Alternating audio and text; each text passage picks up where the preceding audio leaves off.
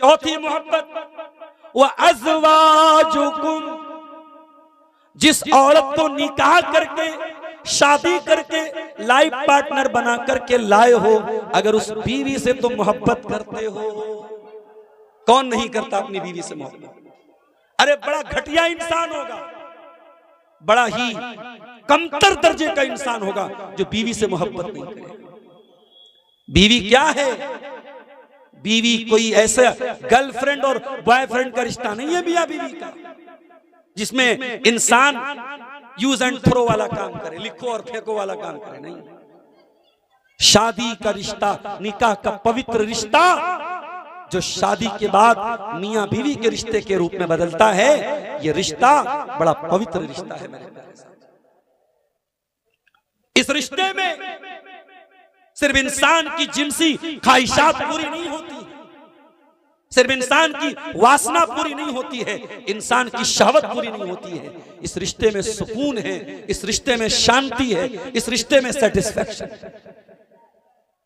इसीलिए अल्लाह कुरान में कहता है, हुन्ना लिबासुल लकुम व अंतुम लिबासुल लहुन्ना। ऐ मर्दो, तुम्हारी बीवी तुम्हारे लिए लिबास है, और ऐ औरतों, तुम्हारे शौहर तुम्हारे लिए लिबास है।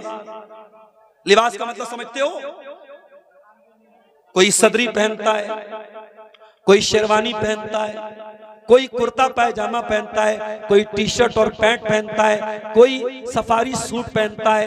हर आदमी वो सूट पहनता है जो उसके ऊपर जचे, जो उसके ऊपर अच्छा लगे। कुरान क्या कह रहा है? हुन्ना लिबासुल लकुम व अंतुम लिबासुल लहुन्ना। ऐ मर्दो, तुम्हारी औरत तुम्हारी जिंदगी की जीनत है, तुम्हारी बीवी तुम्हारी जिंदगी की सुंदरता है, तुम्हारी जिंदगी की खूबसूरती है। तुम्हारी जिंदगी से बीवी को निकाल दे, तुम्हारी जिंदगी ब्लैक एंड व्हाइट हो जाएगी, जिंदगी का रंग निकल जाएगा अगर शादीशुदा इंसान की जिंदगी से बीवी को निकाल दिया जाए। बीवी से बहुत मोहब्बत करता है, लेकिन अगर अल्लाह से बढ़ के कर रहा है, रसूल से बढ़ के कर रहा है, तो फिर फेल हो जाएगा। जिहादे मोहब्बत की आवाज गूंजी, कहा हंजला ने ये दुल्हन से अपनी।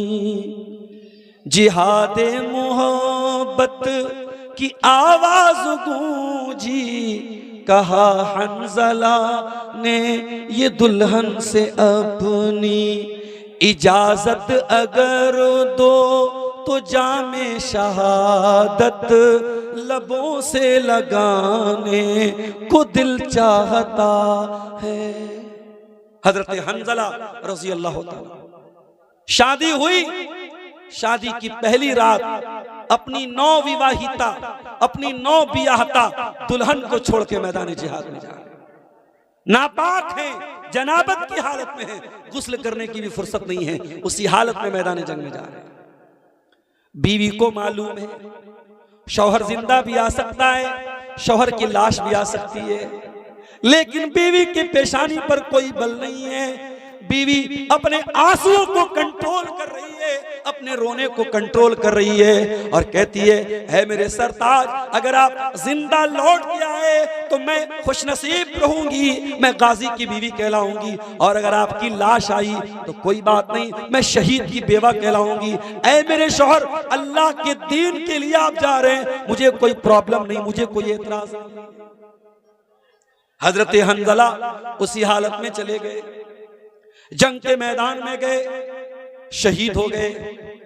जंग के बाद जब शहीदों की लाशों को इकट्ठा किया जाने लगा, अल्लाह के नबी ने अपने सहाबा से कहा, मैं हंजला को देख रहा हूं, इन्नी अरा हंजलता, मैं हंजला को देख रहा हूं, तगसिलुहुल मलाइका। हंजला मैदान जंग में आए थे नापाकी की हालत में, उनको गुस्ल करना था, वो गुस्ल भी नहीं कर पाए थे। ऐ लोगों, मैं क्या देख रहा हूं, फरिश्ते हंजला को गुस्ल दे रहे हैं। मैदान जंग में जब हंजला की लाश मिलती है, क्या देखा जाता है, उनके बालों से पानी टपक रहा है, उनके बदन से पानी टपक रहा है। हंजला वो सहाबी है जिनको फरिश्तों ने गुस्ल दिया था। ये है मोहब्बत रसूल की। बीवी से बहुत प्यार है, मगर बीवी के प्यार के नाम पर अल्लाह और उसके रसूल की मोहब्बत को ठुकराया नहीं जा सकता। अल्लाह ने फरमाया, ऐ ईमान वालों, मोहब्बत रसूल की चौथी कसौटी क्या है? वह अज़वाजुकुम, अगर तुम अपनी बीवी से प्यार करते हो। और पांचवी कसौटी वह अशीरतुकुम, अगर तुम अपने खानदान से प्यार करते हो, अपने कबीले से प्यार करते हो, अपनी बिरादरी से प्यार करते हो। बिरादरी सबको प्यारी होती है, खानदान सबको अजीज होता है। मेरे वालिद की 6 बहनों में 2 बहनें बची हैं, 2 मेरी फूफियां बची थी। एक फूफी का कल रात में इंतकाल हो गया। मैं दीगल बैंक के इलाके में था। डॉक्टर महफूज साहब जो आपके इसी इलाके के हैं, मुझे वहां आज के जलसे के लिए रिसीव करने गए थे। मैंने डॉक्टर महफूज साहब से कहा कि डॉक्टर साहब, मेरी फूफी का इंतकाल हुआ है, बाप की बहन का इंतकाल हुआ है, कल जोहर के बाद मिट्टी है, मैं नहीं जाऊंगा, मेरी गैर मौजूदगी जनाजे में नोट की जाएगी और लोग बोलेंगे अब्दुल गफ्फार साहब तकरीर करने गए हैं, अपनी फूफी के जनाजे में नहीं है।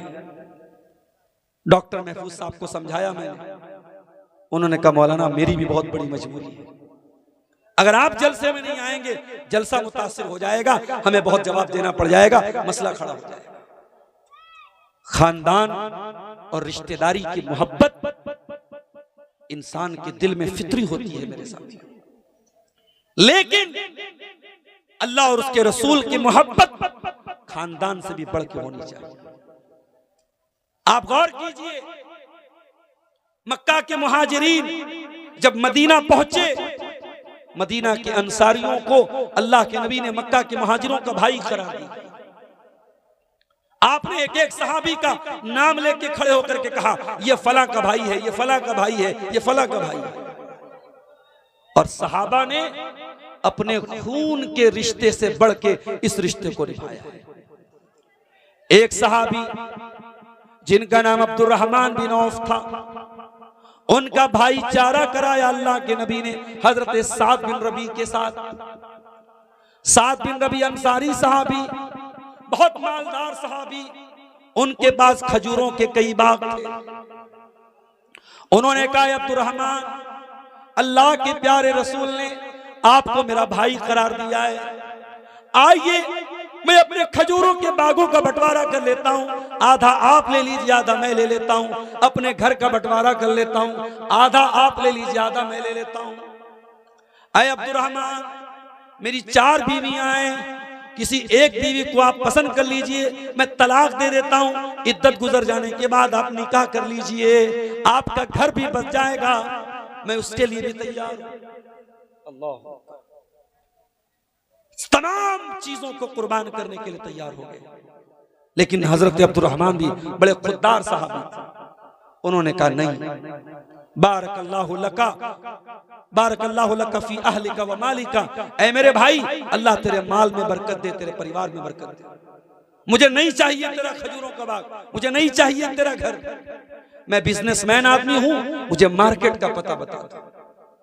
हजरते अब्दुर्रहमान बिन औफ ने घी का और पनीर का कारोबार शुरू किया और कुछ ही दिनों में बहुत बड़ा कारोबार उनका हो गया। बहुत उन्होंने, अल्लाह ने उनको बहुत बरकत से नवाजा। तो सहाबे किराम ने खानदान से बढ़ के, बिरादरी से बढ़ के अगर किसी से मोहब्बत की है, अल्लाह से मोहब्बत की है, रसूल से मोहब्बत की है मेरे प्यारे साथी। और आगे बढ़िए, कुरान कहता है, व अमवालुन इक़्तरफ़्तुमूहा, और मोहब्बत रसूल की छठी कसौटी वो माल जो तुम कमा कमा के लाते हो। ऐ ईमान वालों, अपने दिल पे हाथ रख के सोचो कि तुम्हें अपने माल से ज्यादा मोहब्बत है या अल्लाह और उसके रसूल से ज्यादा मोहब्बत है। ऐ मेरे मुसलमान भाइयों, जो जुए में लिप्त हैं, जो लॉटरी में लिप्त हैं, जो सूद में लिप्त हैं, उनसे कहना चाहूंगा, आपके दिल में कहीं ऐसा तो नहीं माल की मोहब्बत अल्लाह से बढ़ के हो गई, रसूल से बढ़ के हो गई। माल की मोहब्बत ठीक है, होती है, नेचुरल है। कुरान कहता है, व इन्नहु लिहुब्बिल खैर लशदीद, इंसान के दिल में माल की बहुत मोहब्बत होती है। लेकिन अगर माल की मोहब्बत अल्लाह से बढ़ के हो जाए, रसूल से बढ़ के हो जाए, तो फिर ये आपके लिए खतरे की घंटी है। फिर आई लव मोहम्मद का नारा झूठा हो जाएगा, ये मोहब्बत रसूल का दावा झूठा हो जाएगा। हजरत सुहैब रूमी को देखो, बहुत पैसे वाले हैं, मक्का से मदीना हिजरत करके जा रहे हैं, सारी जिंदगी की कमाई लेकर के जा रहे हैं। मक्का के काफिरों ने उनको रोक लिया, कहा कि ऐ सुहैब कहां जा रहे हो? कहा मदीना जा रहा हूं अपने नबी के पास। कहा ऐ सुहैब अतईतना सोलूकन ला माल लक, तुम हमारे पास आए थे, एक पैसा तुम्हारे पास नहीं था, सारा कारोबार तो तुमने मक्का में किया, सारा पैसा तो तुमने मक्का में कमाया है, अब तुम सारी जिंदगी की कमाई लेके मदीना जाना चाहते हो। ऐ सुहैब हम तुमको ऐसा करने नहीं देंगे। कहा फिर क्या करोगे? कहा कि हम एक कंडीशन पे जाने देंगे, सारा माल हमारे हवाले करके खाली हाथ तुम्हें जाना पड़ेगा। एक तरफ सारी जिंदगी की कमाई है, दूसरी तरफ अल्लाह और उसके रसूल की मोहब्बत है।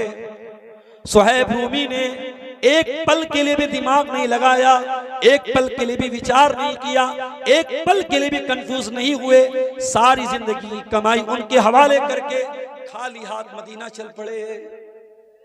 मदीना पहुंचे, फजर की नमाज का टाइम था, अल्लाह के प्यारे नबी मस्जिद में फजर की नमाज पढ़ा रहे थे। सुहैब रूमी ने वजू किया, जमात में जाकर के शामिल हो गए। नबी अकरम ने सलाम फेरा, सलाम फेरने के बाद नजर पड़ी सुहैब रूमी पर, अल्लाह के नबी खड़े हो गए, सुहैब रूमी को गले से लगाया और आपने पहला जुमला क्या कहा? ऐ सुहैब, मुझे अल्लाह की तरफ से बता दिया गया कि तू कितनी बड़ी कुर्बानी दे करके मदीना आया है। ऐ सुहैब, तू चिंता न कर, तू फिक्र न कर, तू टेंशन न ले, रबीह तल भैया, रबीह तल भैया। ऐ सुहैब, तूने फायदे का सौदा किया, तूने कोई घाटे का सौदा नहीं किया, तूने फायदा कमाया है, तुझे प्रॉफिट हुआ है, तुझे लॉस नहीं हुआ है। ऐ सुहैब, तूने फायदे का सौदा किया है। माल की मोहब्बत थी, लेकिन अल्लाह से बढ़ के नहीं थी, रसूल से बढ़ के नहीं थी। आज क्यों मुसलमान सूद और ब्याज खाता है? अभी कटिहार के इलाके में मेरा प्रोग्राम था, एक साहब बताने लगे कि गांव में ऐसा सिस्टम है कि लोग किसी के पास 3-3 हजार रुपया महीना जमा करते हैं और साल में 36,000 की रकम बनती है, फिर उसके ऊपर ब्याज वसूलते हैं। 36,000 जमा करके 40,000। लेने वाला भी मुसलमान, देने वाला भी मुसलमान, बड़ा पक्का मुसलमान है। मस्जिद में पहली लाइन में बैठता है, सर पे टोपी भी लगाता है, सारी मुसलमानों की पहचान है, मगर अपनी कमाई में इस बात की परवाह नहीं करता है कि कमाई हलाल है कि हराम। कभी आपने गौर किया मेरे भाइयों, जो लोग हराम कमाई खा रहे हैं और अपने बच्चों को खिला रहे हैं, अपने बच्चों को जहन्नम की आग का ईंधन बना रहे हैं। कुरान कहता है, या अय्युहल्लज़ीना आमनू कू अनफुसकुम व अहलीकुम नारा। ऐ ईमान वालो, अपने आप को और अपने परिवार को जहन्नम की आग से बचाओ। परिवार से मोहब्बत करते हो, फैमिली से प्यार करते हो, तो फैमिली को बचाओ जहन्नम की आग से। आपकी लॉटरी की कमाई, आपके जुए की कमाई, आपके सट्टे की कमाई घर में आ भी गई और बच्चों का कपड़ा आ गया, बीवी की साड़ी आ गई, घर में अनाज आ गया, घर में खाना आ गया, आपके बच्चों को, आपके परिवार को जहन्नम की आग में लेके जाएगी हराम। इसीलिए अल्लाह के नबी ने भविष्यवाणी करते हुए, पेशिन गोई करते हुए फरमाया था, याती अलन्नासी ज़मानुन ला युबालिल मरउ मिन ऐना खज़ल माल। मेरी उम्मत पर एक ऐसा जमाना भी आएगा कि लोग इस बात की परवाह नहीं करेंगे कि माल कहां से कमा रहे हैं, अमिनल हलाल अमिन हराम, हलाल तरीके से कमा रहे हैं या हराम तरीके से कमा रहे हैं। हलाल खाओ चाहे कम खाओ मेरे साथी, मेरी प्यारी बहनों, मेरी माओ, दो चार साड़ियां कम आ जाए चलेगा, दो चार जिंदगी के शौक और अरमान पूरे न हो चलेगा, दो चार जेवरात शौहर कम बना दे चलेगा, मगर शौहर को कभी हराम कमाई के लिए उकसाने की कोशिश मत करना, हराम कमाई के लिए कभी उभारने की कोशिश मत करना। मेरी बहनों, मैं आज सीमांचल के इलाके में आता हूं और लोगों का लाइफ स्टाइल देखता हूं, कुछ देहातों में, गांव में, तो हैरत होती है कि आज के इस दौर में भी लोग कैसे जिंदगी गुजारते हैं। अभी 2 दिन पहले मेरा प्रोग्राम बिल्कुल बिहार की आखिरी बॉर्डर पर, जहां से बंगाल की और इसी तरीके से झारखंड की बॉर्डर पर वो इलाका, मनिहारी के आगे का इलाका, अहमदाबाद का इलाका। जिस गांव में प्रोग्राम था, झप्पू टोला नाम था उस गांव तक जाने का 1 किलोमीटर का रास्ता था, नाव से जाना पड़ता था। मैं 4 व्हीलर से आया, गांव वालों ने कहां घुमा करके मुझको गांव में लेके गए। इतना खतरनाक रास्ता था। हमारा ड्राइवर बोला कि मौलाना साहब, यहां लोग सरवाइव कैसे करते हैं, यहां जीवन कैसे गुजारते हैं? 6 महीना पानी में लोग रहते हैं, सैलाब ज़दा इलाका, बाढ़ ग्रस्त इलाका, इतनी परेशानियों के साथ लोग जिंदगी गुजार रहे हैं। मगर मैं अपनी बहनों से एक बात कहना चाहूंगा, अगर आपका शौहर आपको बहुत अच्छा खाना नहीं खिला रहा है, बहुत अच्छा कपड़ा नहीं पहना रहा है, बहुत अच्छे मकान में नहीं रह रहा है, लेकिन आपसे मोहब्बत करता है, प्यार करता है, वफादार है आपके साथ, तो शौहर की कदर कीजिए और अल्लाह का शुक्र अदा कीजिए। बहुत सारी औरतें हैं, करोड़ों में रहती हैं, वो जिस सामान पे हाथ रख दिया शौहर ने दिला दिया। किशनगंज की सबसे महंगी दुकान पे गई, जो सूट कह दिया शौहर ने दिला दिया। शौहर हर शौक पूरा करता है, मगर चीटिंग करता है अपनी वाइफ के साथ। बीवी को छोड़ के दूसरी औरतों के साथ नाजायज संबंध बनाता है, गलत ताल्लुकात कायम करता है। कम से कम आपका गरीब शौहर अगर हलाल तरीके से पैसा कमा के ला रहा है और आपके साथ चीटिंग नहीं कर रहा है, आपके साथ बेईमानी नहीं कर रहा है, आपके साथ ईमानदार है, आपके रिश्ते के साथ ईमानदार है, ऐसे शौहर की कदर करो मेरी प्यारी माँ।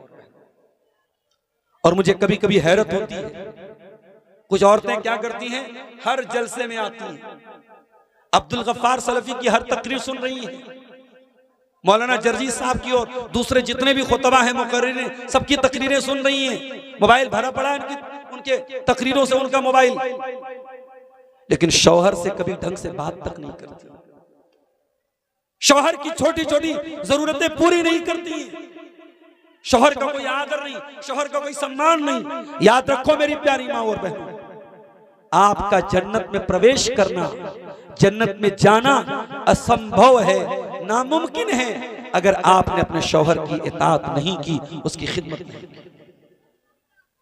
अल्लाह के प्यारे नबी सल्लल्लाहु अलैहि वसल्लम फरमाते हैं, इज़ा सल्लतिल मरअतु खम्सहा व सामत शारहा व अताअत ज़ौजहा व अहसनत फरजहा दखलत मिन अय्यि अब्वाबिल जन्नति शाअत।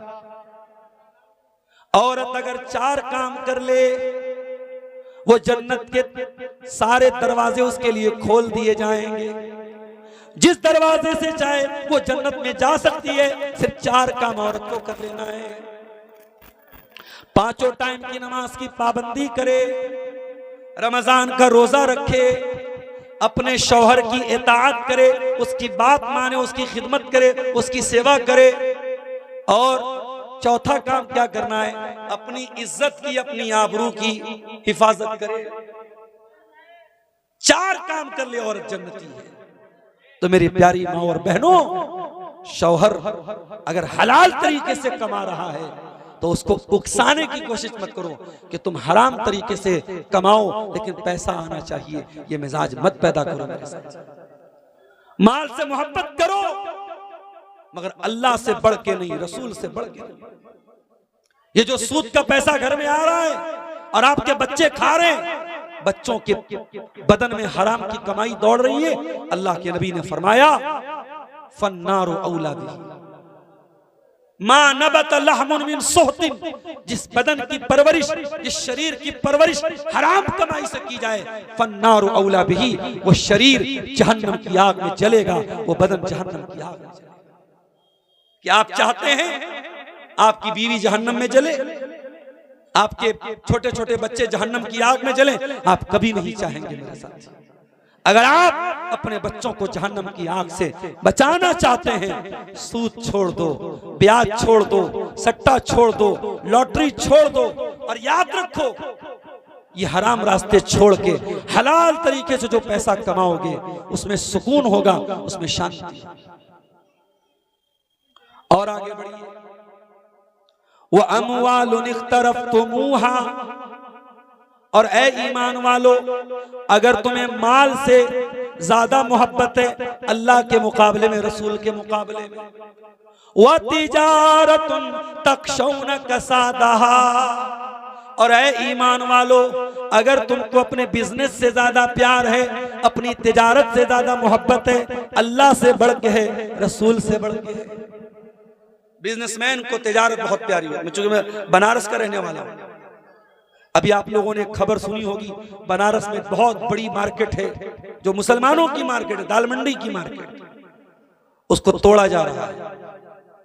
और क्या कह के तोड़ा जा रहा है कि साहब हमें सड़क चौड़ी कर, और जो मुआवजा दिया जा रहा है वो भी आटे में नमक के बराबर। 1 करोड़ 1.5 करोड़ की जायदाद का मुआवजा 10 लाख 20 लाख दिया जा रहा है।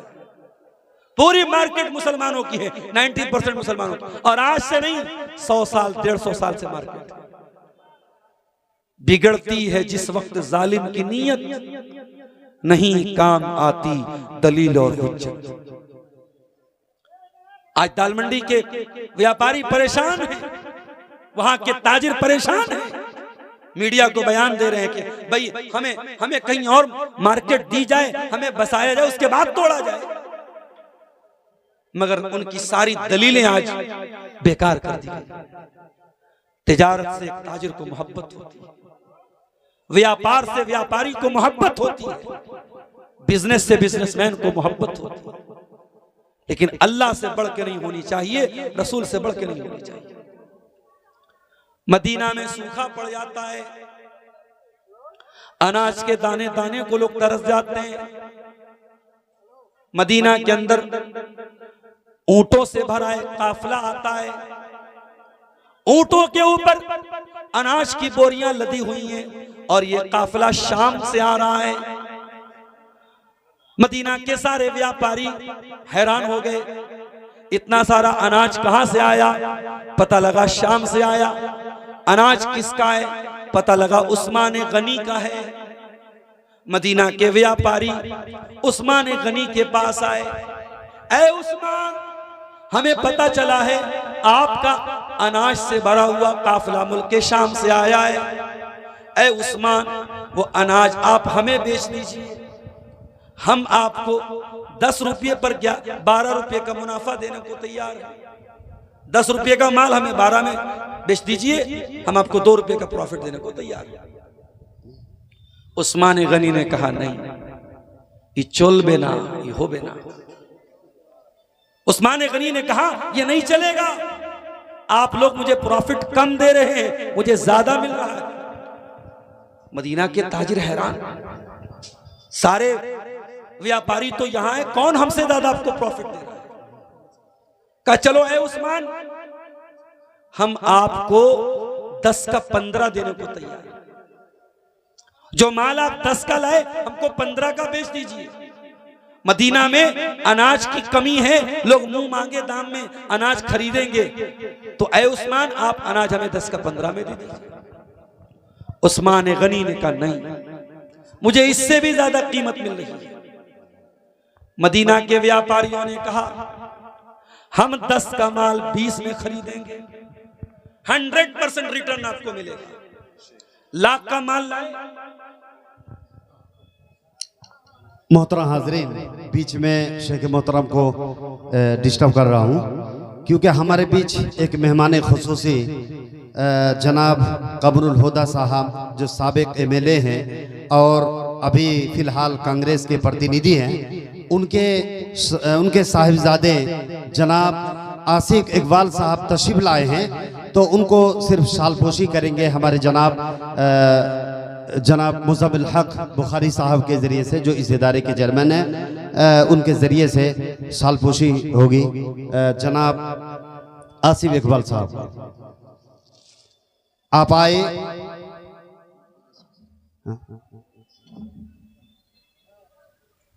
हमें बहुत खुशी हुई, अल्लाह ताला आपको अपने मकसद में कामयाब करे। और आज हर इंसान को समझने की ज़रूरत है, हर एक वोट कीमती है और उसको समझने की ज़रूरत है। बहरहाल इस पर मैं कुछ नहीं बोलूँगा। उसके और एक साथी क्या नाम, इसहाक आलम साहब, जनाब इसहाक आलम साहब तशरीफ लाए हैं, तो उनको भी शालपोशी करेंगे डॉक्टर महफूज आलम साहब, जो जनसुराज के एमएलए हैं। उनको शालपोशी करेंगे डॉक्टर महफूज आलम साहब। आपका भी बहुत बहुत शुक्रिया कि आप हमारी छोटी सी दावत पे आपने लब्बाई कहा।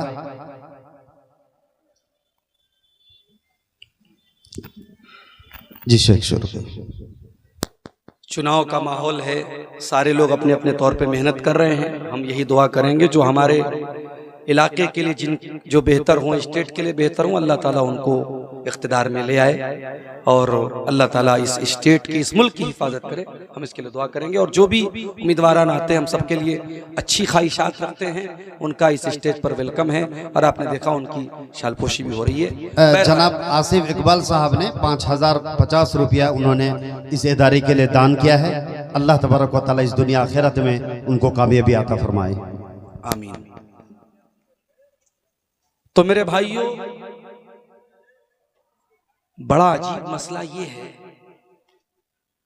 किशनगंज के प्रोग्रामों में कुछ दिनों से मैं ये देख रहा हूं, 12 बजने के बाद अवामुन्नास तितर बितर होने लगते हैं, जाने लगते हैं। अभी घड़ी में 12:30 हो रहे हैं और हमारे पास मसला ये है कि कुरान और हदीस के अलावा कुछ है नहीं। कहानी, लतीफा, चुटकुला